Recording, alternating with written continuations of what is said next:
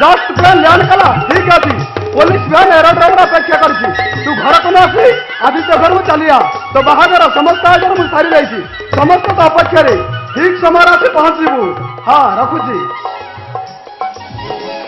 Yes पहुंचलु बाटे किछ असुविधा नहीं तो सेमे किछ असुविधा नहीं किंतु सागर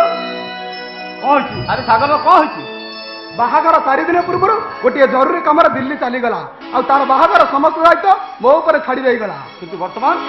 भय कर किसी ना वर्तमान सागर भुवनेश्वर पहुंची पुलिस वाहन में फेरी आ तू ठिया कहीं आदित्य जाओ लोग बाड़ुरा पानी में गाधोवा को कहले रमो रमो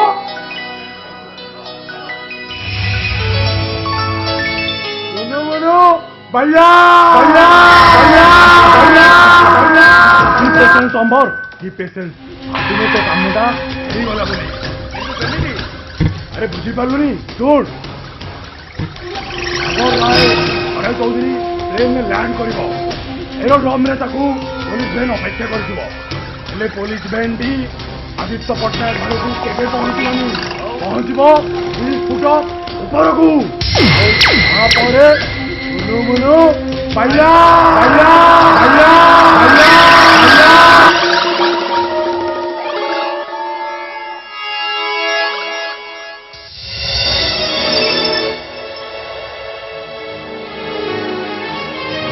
मते डाकिले हाँ जा ताको बाड़ुआ पानी गाधई दे बरा आसी पहुंची जीव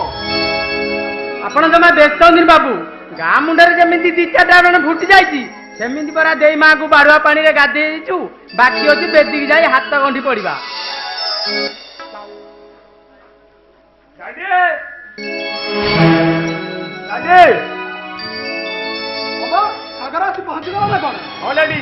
भाई को पुलिस कटन भर नहीं आसी पुलिस कटन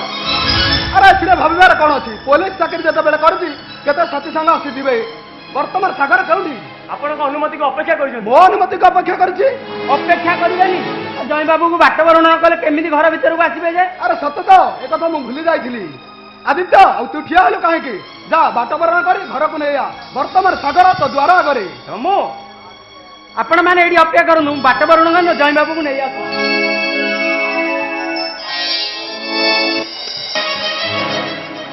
सबरा उठवा दरकार नहीं काका घर को मु बाट वर्णन कर नहीं आसी काका भावुची ए युद्ध में हारी जाई आशीर्वाद मो अभिशाप हो जाई मु आज जीतबार एते खुशी हो जाई जे मु निज को भी भूली जाऊँ मु आज मो अपा एमती गोटे उपहार नहीं आसी एमती उपहार कौन सी भाई केबे ता भौणी मान आनी न आउ से उपहारटा होउछि सागर भाई का डाट बड़ी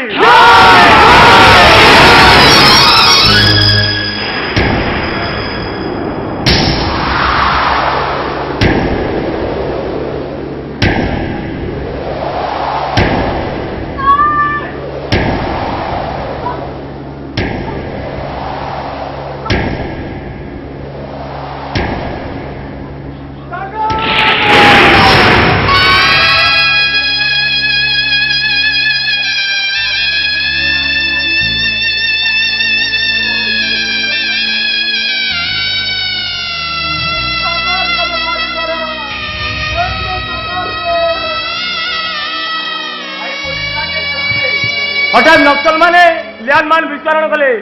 जहा फल भाई को मुंडा एत विकृत हो पड़ी जे चिन्हवाटा कष्टकर हो पड़ी।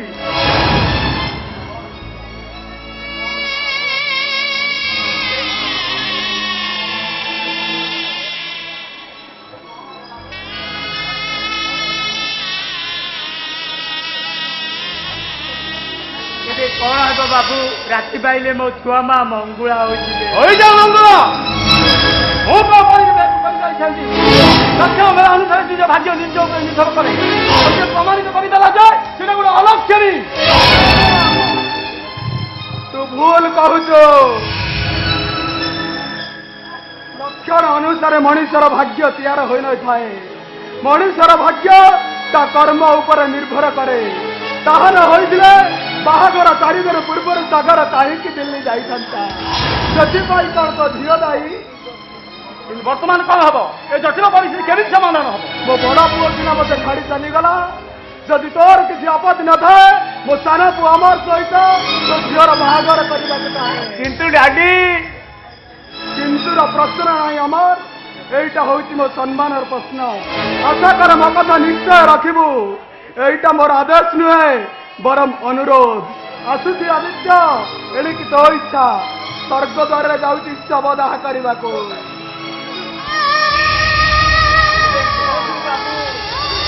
आपण हाँ ना मो छुआ माँ को जीवन निर्भर करे। राति पाईगले सपन सरीज बाबू आउ सपन सरीगले मु कथा केबे सही पारि बाबू केबे सही पारि। ठीक अच्छी आपण मैंने जदि राजी ताले मु प्रस्ताव मो भाई इच्छा को सम्मान देवाई आ मो डाडी इच्छा